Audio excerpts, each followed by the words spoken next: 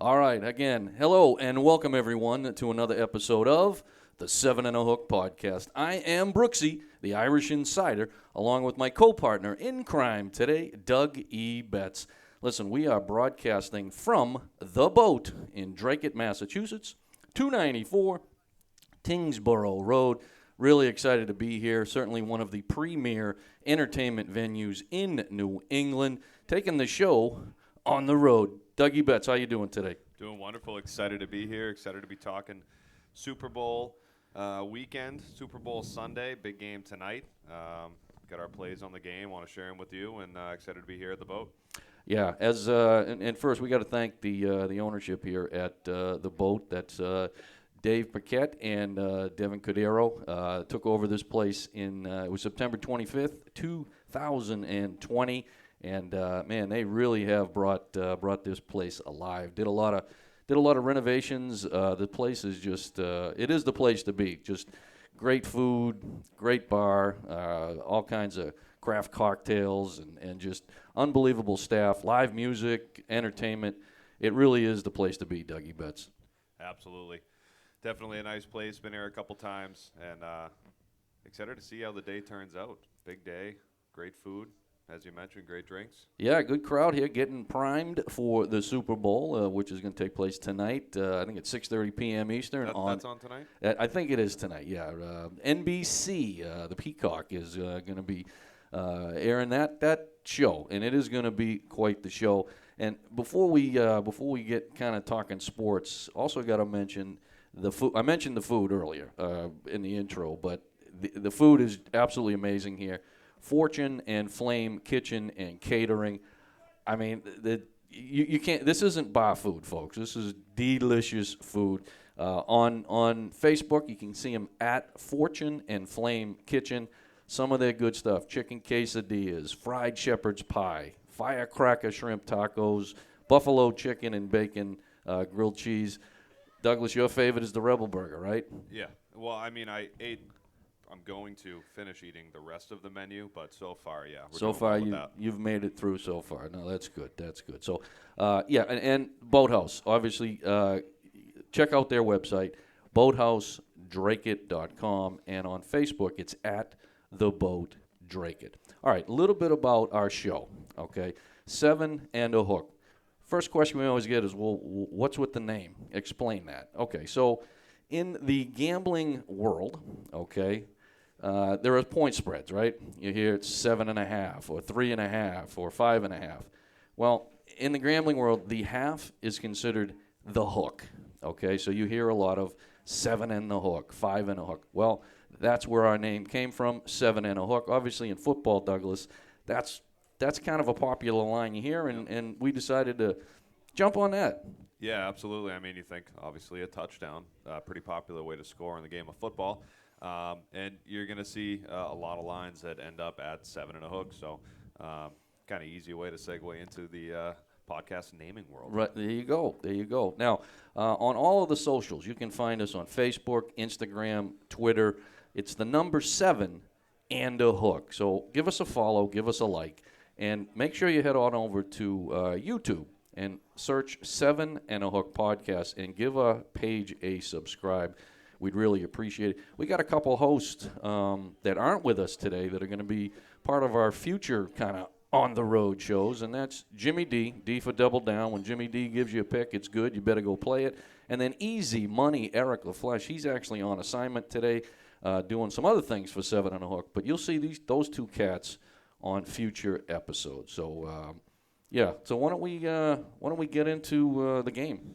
Yeah, big football game tonight, obviously, Rams and Bengals.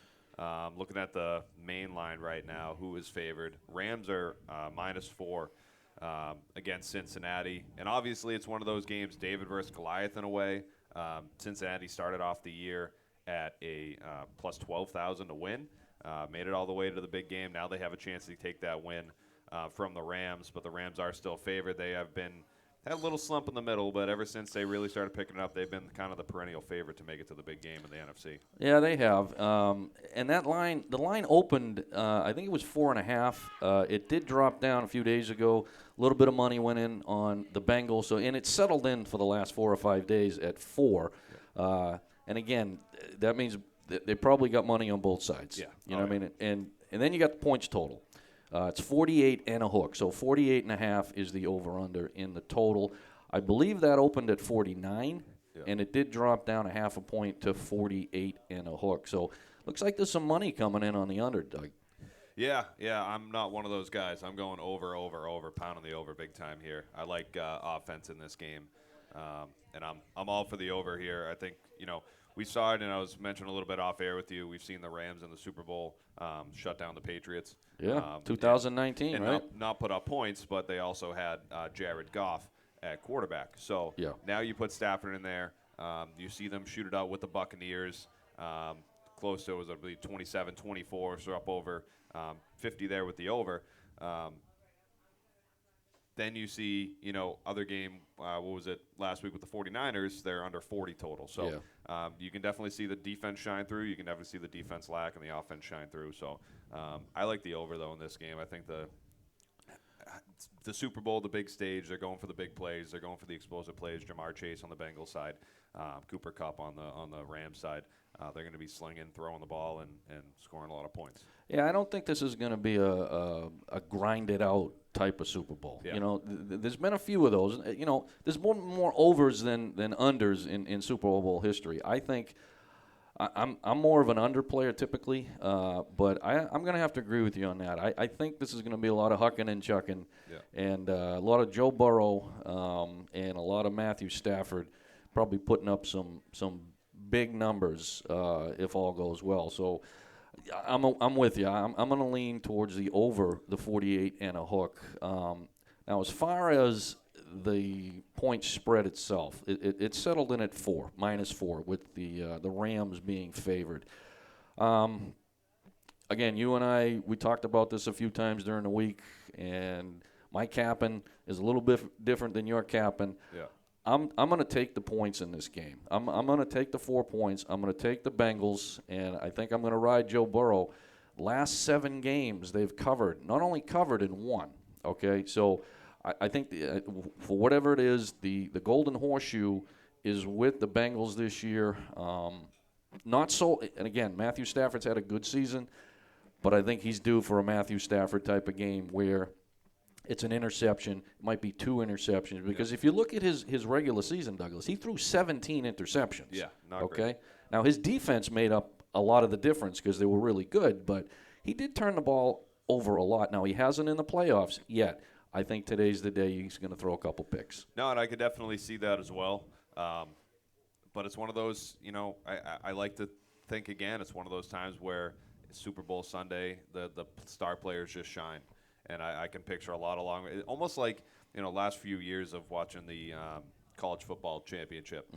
Thinking back to Ohio State and Alabama games where, a couple runs off the kickoff and then next thing you know, it's a 70-yard pass for a touchdown sort of thing.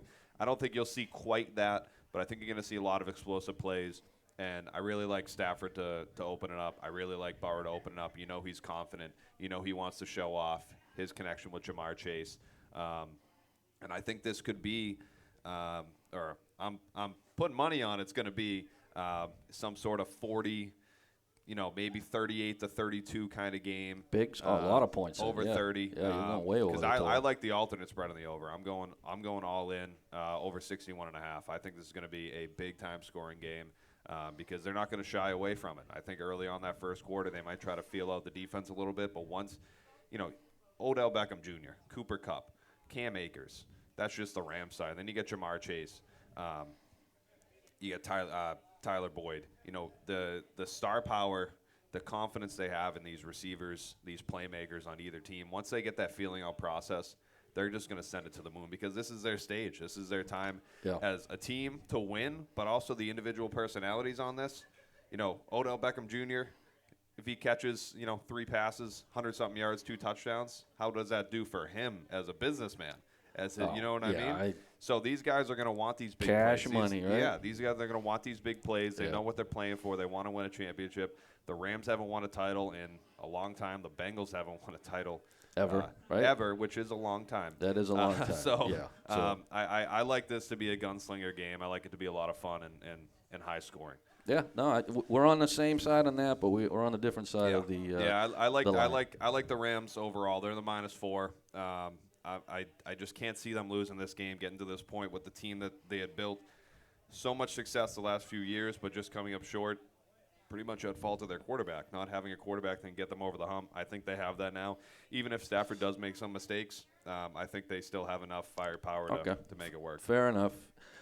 Now, this is the Rams' kind of make or break year, right? Oh, I mean, they 100%. literally pushed all the chips in, Yep. traded away all their draft picks. They brought in, obviously, Matthew Stafford, Von Miller, Odell Beckham. I mean, they brought in the whole kitchen sink and 2 bedrooms on top of it. Even small pieces like Sony Michel. Yeah. Bringing in yes, Sony Michel. former Patriot running back. Compliment Cam Akers to have that Super Bowl pedigree, to have that playoff experience when if Akers is a little shaky, if Akers is off his game, you can go to Michel to be that bull back there to get you 5 yards here or there, 4 yards here or there, but it's going to make a difference in the long run. It will.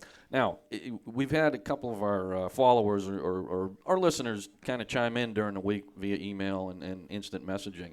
They asked us, what do we think about it being technically a home game for the Rams? Okay. Now, it just happened that the Super Bowl was taking place at SoFi, which is their 2 years in a row. 2 years in a row, right? Last year, Tom Brady and the Buccaneers hosted the Super Bowl 55, and quote unquote the visiting Kansas City Chiefs came in, and Tom Brady blew their doors off, 31-9. My opinion is I don't think it brings that much to the table in terms of it being a home game, and other than the players for the Rams get to sleep in their own bed, get in their own car, and drive to the stadium, right? As far as the fans go, these are more corporate-type fans. You know, I mean, it's not a home game. It's kind of everybody from the world comes to watch this, and usually the team that's winning, you know, people cheer for. The team that's losing, they don't. So I don't think the home field advantage plays any role in today's game. What do you feel? Yeah, I don't really think it does. You know, and I hate to keep harping on it, but it is L.A. It's that big city lifestyle. And when it comes to the Super Bowl, there are people who go to the Super Bowl because it's the Super Bowl, regardless of the situation. So, yes, you will have, you know, more cheers when L.A. does something good over the Bengals. But at the same time, you're going to have a lot of Bengals support. There's a lot of people in the country, a majority of the country is cheering for the Bengals just to pull for the underdog. So while it will provide some off-the-field benefits, like you mentioned with the Rams, being able to be comfortable, not having to fly, really not having to travel, sleep in a hotel, kind of be an outsider. Those are the benefits that will go in the Rams' favor. But I think once the game comes down, other than maybe feeling more comfortable playing on your own home turf, I don't really think they're going to notice too much of a difference, at least from our perspective. Maybe they will in the stadium. Maybe it does feel different to them. But a lot of time, again, you know, Matthew Stafford played his whole career in Detroit.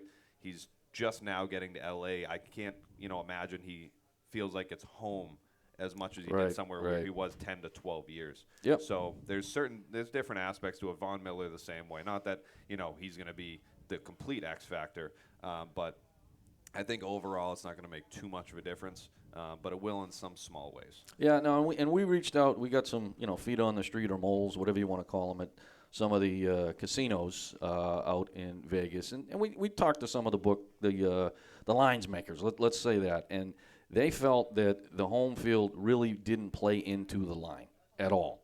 And typically, if you play at home, the lines maker are going to give you 3 points out of the gate. Yeah. They said they threw that out of the equation, again, because of it being the Super Bowl, and one side of fans isn't going to outdo the other side of the fan, because these are kind of people coming from all over the country, all over the world, just to be part of an event. This isn't more of a home-based fan situation. So, you know, I took that into consideration when I did the handicap, and I still came up with the Bengals getting the 4 points. So, but as far as the points are, like you said, I think it's going to be a huck and chuck. I think there's going to be some scoring. Now, let's talk a little. Again, another question we got before we went on air is from one of our listeners about sports betting in Massachusetts. Okay, because we are broadcasting in Massachusetts, where gambling is legal. You know, we do have 3 full-service casinos. You got the Encore in Boston or Everett. You've got Plain Ridge Park Casino and MGM Springfield in Springfield, Mass. Obviously, full-service gambling. But the one thing they don't have is sports betting, okay? Neighboring states, New Hampshire, New York, Connecticut, Rhode Island, they've all legalized it, okay? Massachusetts, well, where do we stand? Okay, so there is some light at the end of the tunnel, I guess, Eric. Eric. Dougie Betts. Eric, talking to Eric before I went on air. So is that the State House, okay, Governor Baker, like him or don't like him, he is for moving ahead with sports betting in Massachusetts. And there is a bill that is kind of making its way through committee, and it's got a lot of support, and that's Bill HD 678, which does legalize sports betting in Massachusetts. What a great thing that would be, right?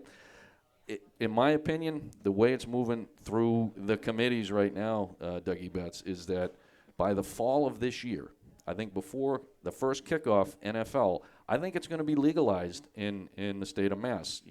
What do you think? I know we kind of talk about it, and we talked to some people in the industry, but do you think the same way I am? Yeah, I mean, the way it's been going the last couple of years, I'd be betting the over on that, and Yeah, well, that's I would like to hope. It is one of those things. Lucky enough, we live close enough to New Hampshire. I work in New Hampshire, so I'm able to place my bets when I need to. But that last second bet, something literally sitting at this table, I'm like, oh, you know what? I want to bet on this prop. You can't. I can't do it right now. Right, So right. and it does get frustrating as somebody who likes to bet for fun, likes to has some confidence in their bets, and wants to try to win some money. But for us, could be a lot worse. We get a 20-minute drive, we hit the border, we're good. Yeah, so I am hoping I could do it from my couch in the next 6 to 8 months. I think it's coming. I really do. And I also look forward to it being, yes, and I like doing it on my computer and on my smartphone, and just like you, right? Yeah. But there's something about going to a casino and sitting in a sports book and making it a day, making it an afternoon, whether you're betting on the ponies or you're betting on basketball or baseball or football. There's something about being at a casino and doing that. And right now I can take a 2-hour drive down to either Foxwoods or Mohegan Sun, and they've got DraftKings is the sponsor down there, and FanDuel, and you can sit in their sport book, make it a day. And I'm looking forward to Massachusetts legalizing that, and so I can go to one of the 3 casinos in Mass and do that. Yeah, absolutely, and that's something I've been trying to plan out, find a weekend day to go down and enjoy that, no matter the sport. I mean, you got March Madness coming up. That's going to be a time to spend a weekend day down there and enjoy some gambling. But anything, I'm a big UFC guy. I'm a big NASCAR guy. So being able to go down to an environment like that, meet up with people you may have talked to online, or people you don't even know. You got something in common with. Hey, you're both pulling for this fighter in the middleweight class, little stuff like that. It's a great camaraderie, but also a great experience regardless of the situation. It is. So, fingers crossed, hopefully by the end of this year. I'm hoping by fall, before kickoff in September. It makes too much sense. It makes too much sense. And what really makes sense is the revenue, okay? And, again, you and I were talking about this before we went on air. New York just legalized sports betting about a month ago, okay? So they kind of took the slow road to legalizing this too. In their first weekend, Douglas, they took in $150 million. 2 days. It's ridiculous. Okay? It's insane. There's 32 states, Dougie Betts, that currently have legalized sports betting, okay?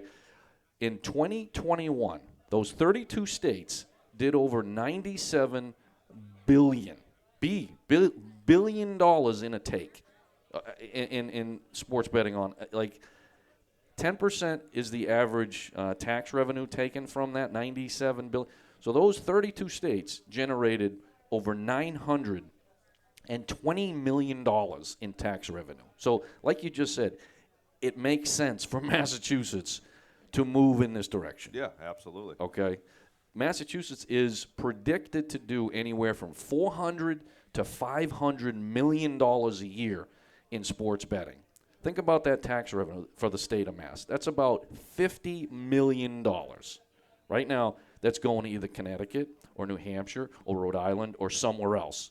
So I think it's in our state legislature's best interest to move this thing forward. And it's shows like us and other people in the media that are talking about this that are going to help promote getting this bill passed in the state legislature in Massachusetts. So those that are tuning in, reach out to your local legislature and let them know that you want sports betting, sports gambling legalized in Massachusetts. And that's the only way this is going to get done quicker. It's going to get done, Douglas, but it's going to take a little longer. But if we speak and they hear us, they'll move it forward. Yeah, and even, I think hoping in a month is going to be a bit of a stretch, but you think of all the opportunities for the college basketball tournament, March Madness. Yeah. That is a massive, massive gambling opportunity that they'll miss this year.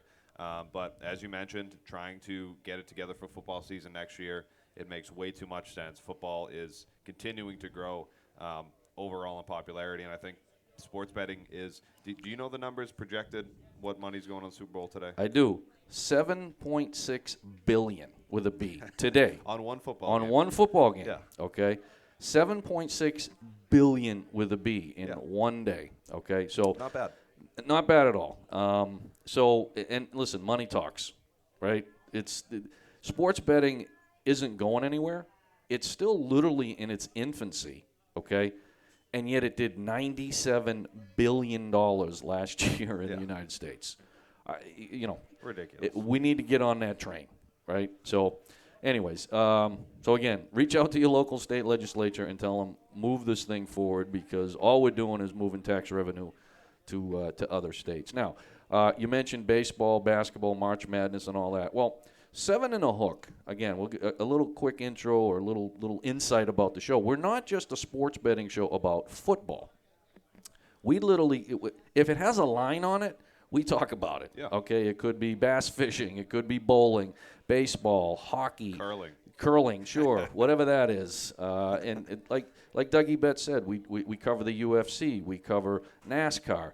Our mantra is we cover it all because you bet on it all, and that's the truth. Okay, and that's the great thing about sports betting. It isn't just one sport.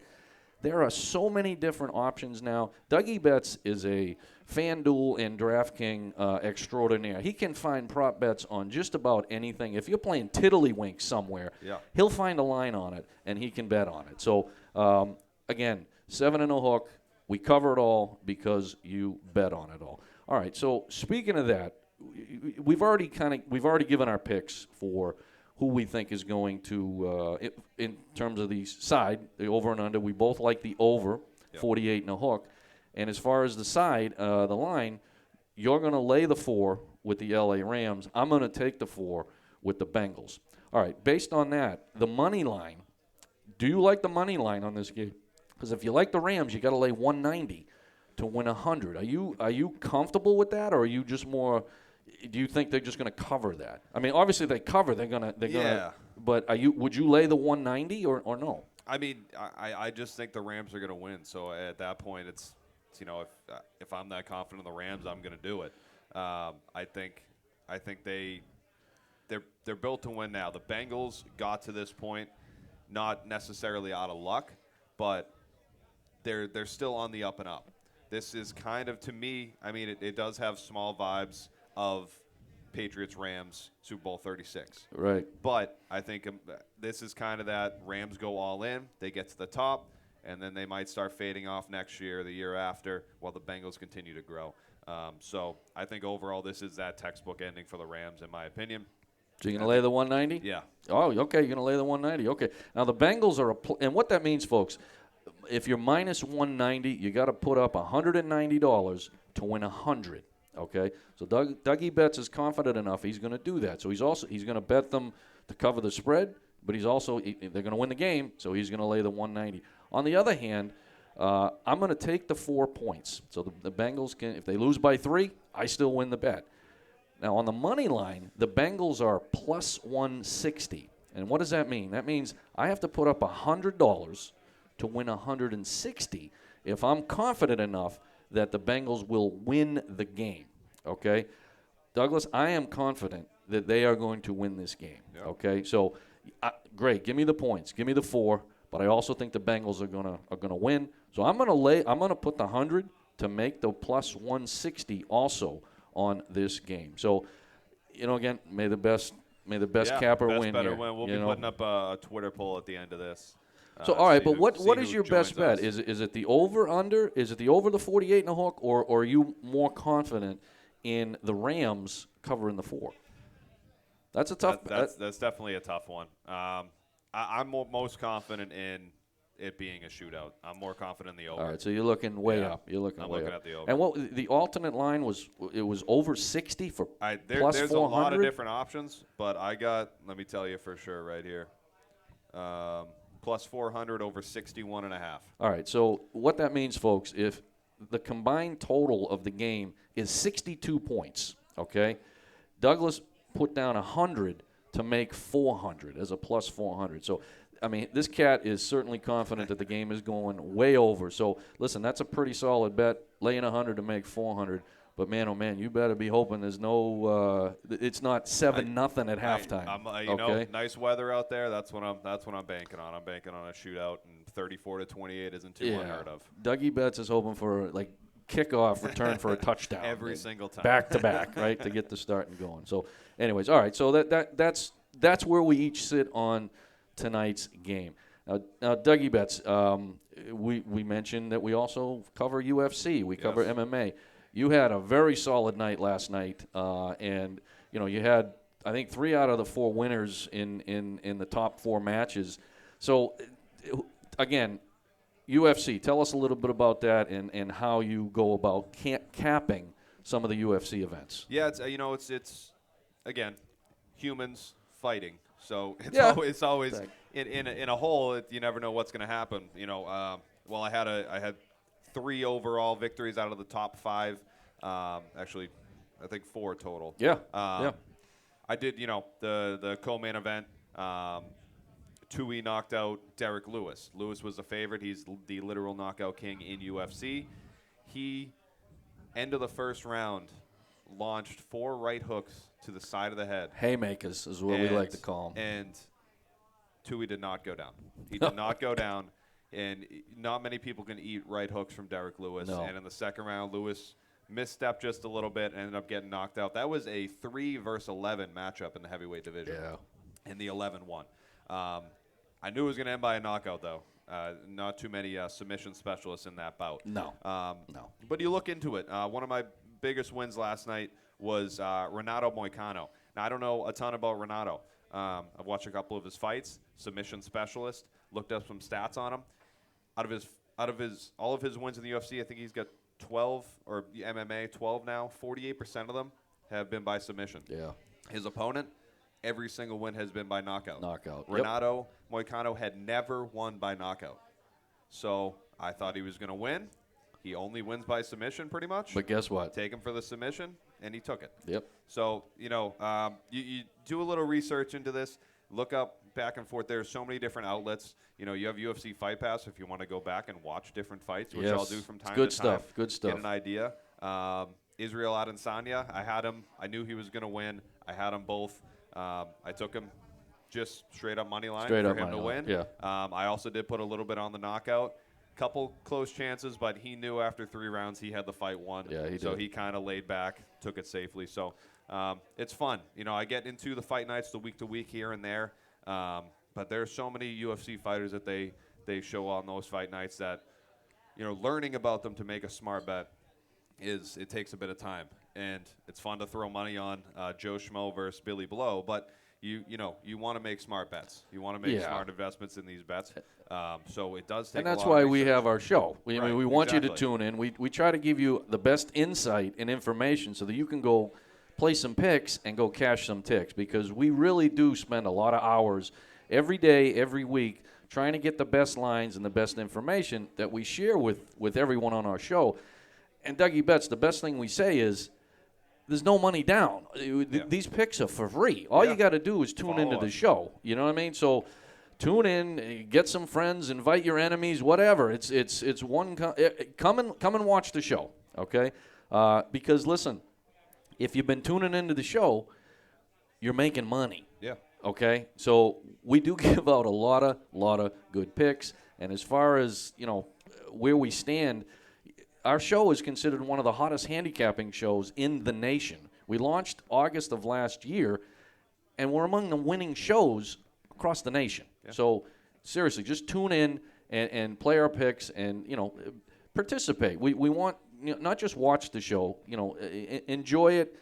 Communicate with us, email, instant message. We love to do that when we're on air. And we typically do 3 or 4 shows a week. So, again, just go to the 7andAHook.com website, and you'll get all our contact information. Yeah. And while, talking about obscure sports, NASCAR just started up. It did, yeah. They had the big clash at the Coliseum last week. I went 2 for 2 on my accurate bets, I guess you want to say.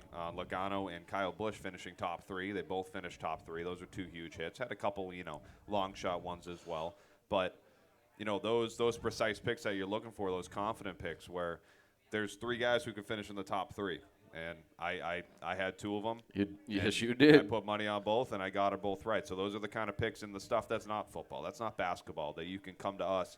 You can get those ideas. You can put the money down, and you can cash those tickets.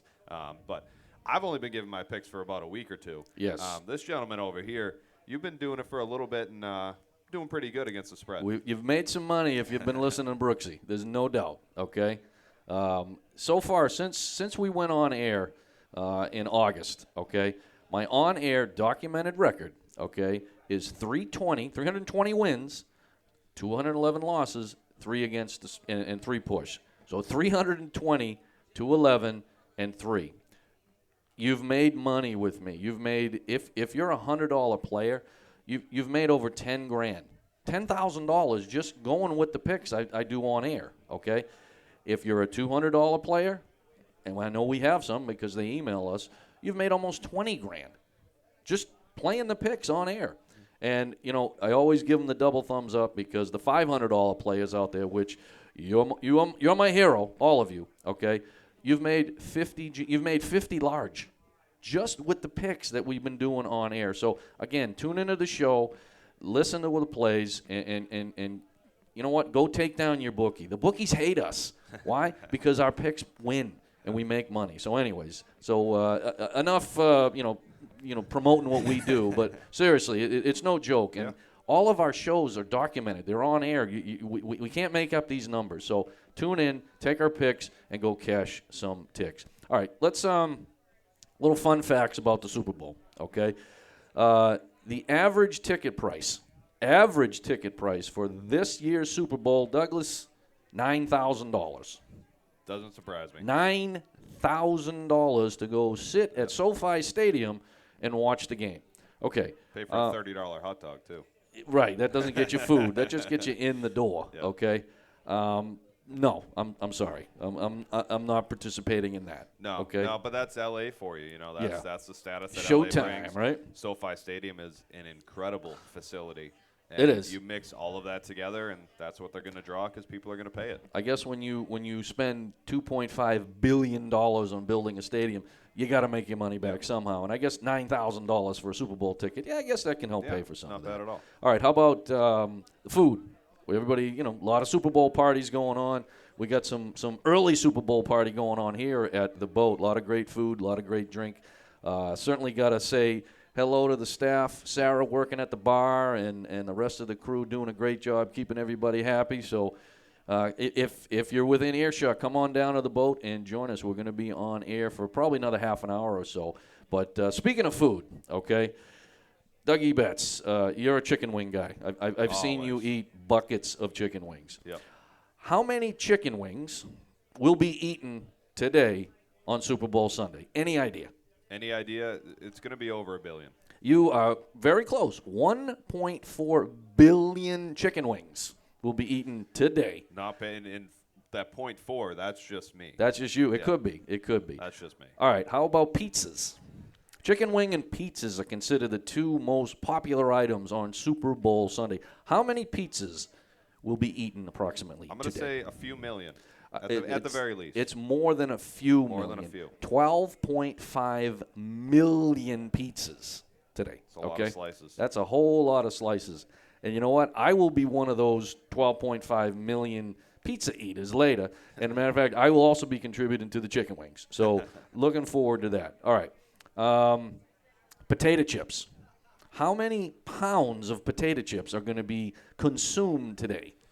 That's always a tough one because you think when you get a bag of potato chips, it's a lot of air, not a lot of chips. Right. But it's going to be somewhere in the millions. It is. Because everyone is throwing out bowls of potato chips, whether they're eating or not. They're getting thrown out there, and by the end of the night, they're going to be gone. They'll be gone. Yeah, and it's 11 million pounds. 11 million pounds of potato chips will be consumed today. That's a lot of bellies that are barking, right? Just a couple. I mean, that's a whole lot of barking bellies. Yeah. So, all right. How about Super Bowl ads? All right. Obviously, that's really a lot of people that may not be into football, but they're into the commercials, right? And some of them are good, some of them are stinkers, right? And then they always get rated at the end of the night. So what does it cost to run a 30-second ad Super Bowl commercial this year? I'm going to say $5 million. That was last year. Oh, wow. Last year was $5.6 million. This year, you got to pony up $6.5 million to run a 30-second ad. That's ridiculous. I tried to get a 7 and a hook ad in. I was going to say. They didn't accept my $6.50. Yeah. We were a little short. But yeah, listen. Well, my piggy bank is not the biggest No. right now. Listen, we get a few more sponsors this year, maybe like DraftKings or FanDuel. Yeah. Maybe we'll have the money next year to do. But then again, it's probably like $7.5 million next year, so we really got to save. But anyways, okay, so let's look a little bit at some of the prop bets. Okay. And we talked a little bit about, that before we went on air. So everybody kind of knows where we stand in terms of the game. But then there's the prop bets. Okay, you got yardages, you got catches, you got, whatever it might be. So let's look at a few of those. And the first one I want to look at, and we're going to look at the quarterback matchup. Yep. Okay, so Joe Burrow, quarterback for the Cincinnati Bengals, and we're going to look at Matthew Stafford for the LA Rams. And what we're going to look at is their player passing yards. Okay, now Joe Burrow, his over, it's set at 276 and a hook yards. That's how many yards that you think he's going to throw for, over or under. What's your take on that? On Burrow, 276 depends on how much they rely on Joe Mixon. But again, I think this is going to be a slugfest in the term of passing.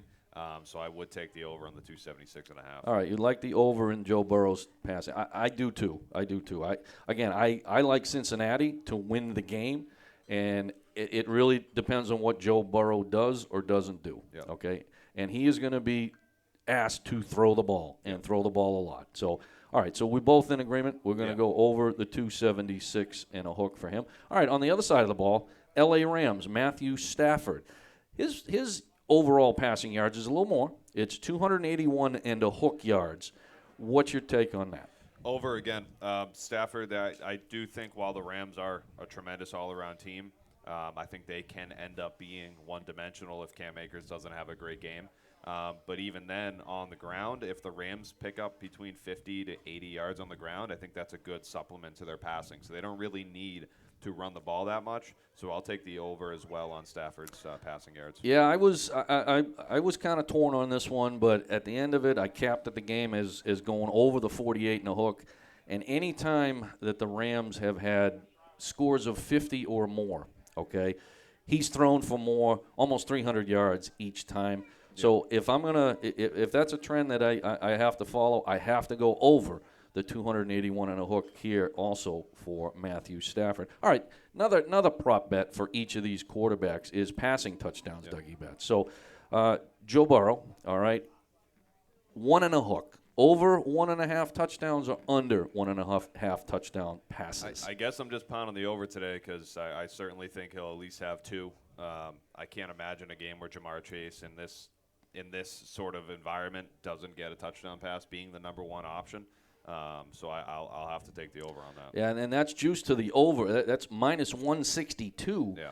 So you got to lay $162 to make 100. Yeah. So you think he's going to throw for at least 2 touchdowns? I just can't see him throwing for 1. Yeah, okay. You know? I'm the same way. I hate laying the juice. That's a lot of juice on this thing, but I think Mr. Burrow is going to be hucking and chucking. So I'm in agreement. I'm going to lay the 162 that he's going to go over 1.5 touchdowns, 1.5 touchdowns. Now, Matthew Stafford, his over-under is 2.5, so 2.5 touchdowns. It's juiced to the under, so minus 200 if you think he's going to throw under 2.5 touchdowns, plus 148 if you think he's going over 2.5. Now, this is a tough one. This is a tough one, too, because just looking at this year in the playoffs, we've seen a lot of times the Rams have got to that goal line and either jammed it in over and over with Michelle or Akers or went for a 2-yard goal line pass to Odell Beckham Jr. Yeah. So it really comes down to how comfortable they feel against the Rams defense inside the red zone. The Bengals defense inside the red zone. Again, 2.5 in the grand scheme of things in a game like this where I think there's going to be a lot of scoring. I can't imagine Stafford only having 2 touchdown passes with how lethal they are between Cooper Kupp, Odell Beckham Jr., just as the main 2 pieces on offense. All right, so you're going to take the over. I'm going to have to. Plus one over everything. Over everything. See, even though I think there's going to be some points in this game, I don't think he's going to throw for 3 touchdowns. Yeah. I think they are going to work in a little bit of the running game when they get in the red zone. So I'm going to, and again, I don't like laying big numbers, but I'm going to, if I'm going to play this side, I'm going to lay the 200 to make 100. So I'm going to say Matthew Stafford is going to throw under 2.5 touchdowns. All right, so now before we get to some additional prop bets, we do have. I got to say real quick. Oh, yeah, go ahead. Updated lines from DraftKings right now on passing touchdowns, both quarterbacks over 1.5. That's it. All right, so they've dropped. That is huge. That's huge. That's going to be over on both. What's the line on that now? How did they? The money line's still the same? Minus 200 for Burrow at over 1.5. Minus 235 for Stafford. Minus 235. Yeah. Wow. Okay. And I can't see either of them just throwing one touchdown pass in a game like this. So I guess I'm going over now. If it's only 1.5 for me, so I'm going over for. Okay. 2.5 is definitely on the line there, but 1.5 I can't. This is the great thing about FanDuel and DraftKings is they literally there's updates all the time going on. Yeah. Back in the old days, it was just there was one line. It was an over/under and the side, and that was it.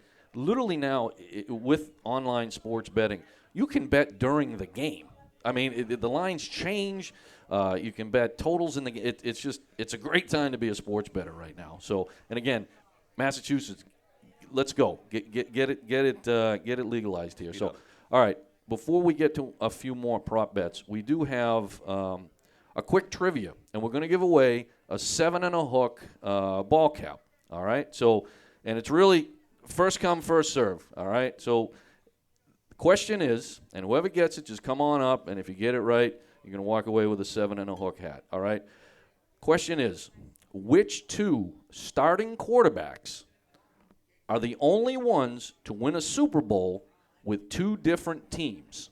All right, I'll say that again. Which 2 starting quarterbacks are the only ones to win a Super Bowl with 2 different teams? All right, so we'll leave that out there for a little bit. First person that comes up will get the hat, assuming you get the answer right, okay? I'll read it one more time. Which 2 starting quarterbacks are the only ones to win a Super Bowl with 2 different teams, all right? Manning and Brady. What was that? Manning and Brady. We got a winner. Winner, chicken dinner here. That's right. Tom Brady obviously won multiple Super Bowls with the Patriots, and then last year he won with the Tampa Bay Buccaneers. And Peyton Manning won the Super Bowl with the Indianapolis Colts and then the Denver Broncos. So your hat is right up here, sir. Thank you. All right. Again, thanks for coming. We appreciate it. All right. Enjoy that beer. I'm going to have one after, okay? All right. So let's move on to a few more prop bets as the show is kind of heading towards the exits here. All right. Let's talk about player receiving yards, all right? And so let's start with Jamar Chase, all right? Wide receiver, just all-world wide receiver for the Cincinnati Bengals. And obviously has, a relationship with Joe Burrow. They played together in college, and now they're playing together in the NFL, obviously at LSU. They won a national championship together. So Jamar Chase, his yardage total in receiving, 78 and a hook, okay? 78 and a half. Do you think he's going to get more or less than 78 and a half yards today? I do think he'll get more. I'm looking between 80 and 90. I could see a 6-reception, 90-yard game, maybe a touchdown on that. I don't think he's going to go crazy for 150 yards, anything like that. But I could definitely see somewhere between 80, 90, maybe 100 out of Jamar Chase. But Burrow likes to spread the ball around a bit. He does. Not as much as Stafford, who really relies on Cooper Kupp as his main receiver option. He really likes to spread the ball around. So I'll see Chase over, but not by much. Yeah, I'm gonna lean towards the over in that. I'm not gonna put a ton of money on that, but I do agree with you. He does. Burrow does like to sprinkle the ball around to all his receivers. I just think there's a certain relationship that him and Jamar have that you can't really put a dollar value on. Right. They just know each other so well. And, again, this is the big show. I think those two are going to want to put on a big show. Absolutely. So I'm going to go over the 78 and a half. Now, he will be blanketed by Jalen Ramsey. Oh, yeah. Okay, Jalen Ramsey is a defensive back for the Rams who has been talking trash all week about how Jamar Chase is going to get no catches and he's going to be non-existent. And Jamar Chase has just been silent. You know what I mean? He's like the silent killer. You know what I mean? He's just like, you keep yapping over there.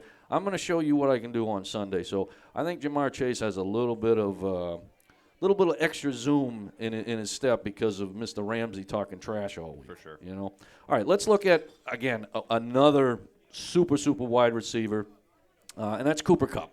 All right, we haven't talked about him at all, but he is going to be a big part of today's game. Rams wide receiver. His updated receiving yards, I think you said was 104 and a half, 104 and a hook. Where you going on that play? This is probably the toughest one out of everything we've answered so far. I think I'm going to lean. It's going to be right there. This is one where, you could, if it wasn't for the hook, you could see a watch. I'm going to lean a little bit towards the under, though. Okay. I think because of Kupp obviously being the number one option, and it's not even close, I think the Bengals are going to try their best to close him down. Shut him down, right? But with Van Jefferson, Odell Beckham Jr., and then being able to split between the backs of Akers and Michelle, I could see him hovering around even an Edelman-like performance, like a 9-10 receptions for 90 yards, for 100 yards. Might break one big and could shatter the over because Cooper Kupp is certainly capable of that. Oh, yeah. But, he's more than capable. There's no doubt. I'd like, because of the focus on him, I would not. I'll take the under, not by much though, but I could see him around 90 to 100 yards. Yeah, no, that's a fair assessment. I'm leaning towards the over, and just because, again, he was a potential MVP candidate this year. He did get one vote. I mean, Aaron Rodgers did end up winning the MVP. He beat out Tom Brady. I know a lot of boos. We don't like when Tom doesn't win Super Bowl. He had a great year, but Aaron just had a little better year. But Cooper Kupp did get one vote for MVP. So I'm gonna go over the 104 and a hook, 104 and a half on Cooper Kupp receptions, and part of it is that Tyler Higbee, the tight end for the Rams, has been ruled out, okay?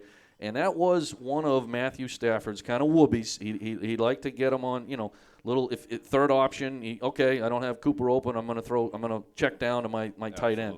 Well, he's not playing, okay? So I think Cooper Kupp is going to have to step up even more in this game. All right, Odell Beckham Jr. I know you love this guy, and he loves the big stage, and this is probably a one and done for him. He signed a contract. He just left the Browns to kind of be a soldier this year for the Rams. I don't think he's coming back. I think he wants to win a Super Bowl and then go get a big contract. So his yardage receiving is set at 63 and a half, 63 and a hook. What's your take on Odell? I like him for a touchdown, but I like him for the under as well. Another guy we haven't mentioned yet for the Rams, Van Jefferson, I think will come into play in that. So I like Beckham for the under. I still think he'll be a factor for sure. We've seen how dominant he's been in the red zone, especially now with Higbee out. I think he's going to become that number one red zone receiver threat because he has that ability to moss the cornerbacks that he's on. He can jump up and get that ball that a lot of other guys can't. Fair enough. I'm leaning over. I'm leaning over the 63 and a hook for Odell. Listen, he can break one for 50 yards. You know what I mean? And then all of a sudden he just needs a couple short ones to get over that. So I'm gonna lean over on Odell Beckham. All right, let's move on to some rushing yards. Yeah. Obviously we talk about the quarterbacks and we talk about the wide receivers, but sometimes it's that red zone. Yeah. Okay, and it's a running back that keeps the defense honest, Yeah. right? So let's look at Joe Mixon. Okay, he has been a big role, played a big role this year in the Bengals making it to where they are. Okay, because why? Because he keeps the defenses honest. Okay, his rushing total yards is 63.5, 63 and a hook. You think he's going to hit that? I think so. It is one of those incredible tosses because of his ability to receive the ball as well. Right. And Burrow can dump the ball off to him as often as he needs to. But out of the two running backs, really close in comparatively on what their line is. I will take Mixon on the over. I could see at least 70 yards out of him. Okay, yeah, believe it or not, I'm going under. Okay, as much as I love Joe Mixon, and I played him many times this year over, okay, and I made some good money with him because he was such a good option. I honestly think that he's going under. I think he's going to do more receiving-wise than he is going to be running the ball. So I'm going to go under the 63 and a hook for Joe Mixon. All right, let's look at the Rams. Yeah. I know you like Cam Akers, okay. He put up a couple stinkers in the playoffs, fumbled the ball a couple times, almost, gave the game to the Buccaneers. But the Rams did what they had to do. His rushing total is set at 65 and a hook. Do you think the coach still has confidence in this cat? Well, yes and no, and I'm going to actually bring in his tandem partner into this one as well with Sony Michel. Yeah. Right now, Akers 65.5. Sony Michel sitting at 19.5 yards. Whoa. I can't, I'm not going to say Michel is going to have a 100-yard game, but pairing this up, I like Akers for the under. Yeah. Maybe 50, 60 yards, and I like Michel for the over, somewhere between 20 and 30. Yeah, I'm going to agree with you on that. I think Sony Michel is going to get a few more carries than he probably should, and that's just because Cam Akers has been a question mark holding the ball. You can't put the ball on the ground, and he did that twice against the Buccaneers, and you can't do that in the Super Bowl. And we saw last time Sean McVay was in the Super Bowl having to deal with a running back that was struggling in Todd Gurley. He didn't necessarily have a tremendous second option. So being able to have a guy who has that Super Bowl experience that they went out to get specifically in Sony Michel, I like that tandem there. I think as a whole unit, they're going to have a great game on the ground. But I'm going to favor the over for Michel and the under for Akers. All right, let's stick on the quarterbacks because obviously they do run some. Yep. Not a lot. Joe Burrow, 12.5 yards, 12 and a hook. Do you think he's going to have over or under 12.5 yards rushing? I'm going to say under. I think maybe he'll have a little bit of a scramble, but I think he knows his game is with his arm. Yeah. And, if they completely back out of him at a end of the half Hail Mary, and maybe he can pick up a few yards trying to get a field goal attempt for McPherson. Possibly. They'll do that, but Yeah. I think Burrow's going to be smart, and I don't think he's going to run if he doesn't have to. Yeah, I don't think so either. I think he got, what was it, sacked 9 times? Yeah. Was it against the Chiefs? Or which game was that? I Well, they won the so, game. yeah. It doesn't matter. He was sacked 9 times and didn't get hurt, okay? Well, the Rams' defense is pretty good. Yeah. And their defensive line is really good. And I guarantee you the coaches at the Bengals are telling them, do not run. Yeah. Do not run. We need you to stay healthy. If you feel the pressure, throw the ball away. We don't need you running the ball at all. We need you behind center. So I'm going to go under the 12 and a hook also. And then Matthew Stafford. His rushing total is set at 5.5, 5 and a hook yards, over under. Over. But, 6, 7, 8 yards. One scramble, like that. One scramble. Out of the pocket. I think, but even mix that up with a quarterback sneak. Stafford's not afraid to do that. I could see, you get a yard there, you get 2 yards there. That could factor into it, and I could see him going over 5.5. Yeah, I'm in agreement with you. I'm going to go over the 5 and a hook for Matthew Stafford's rushing yards. Okay.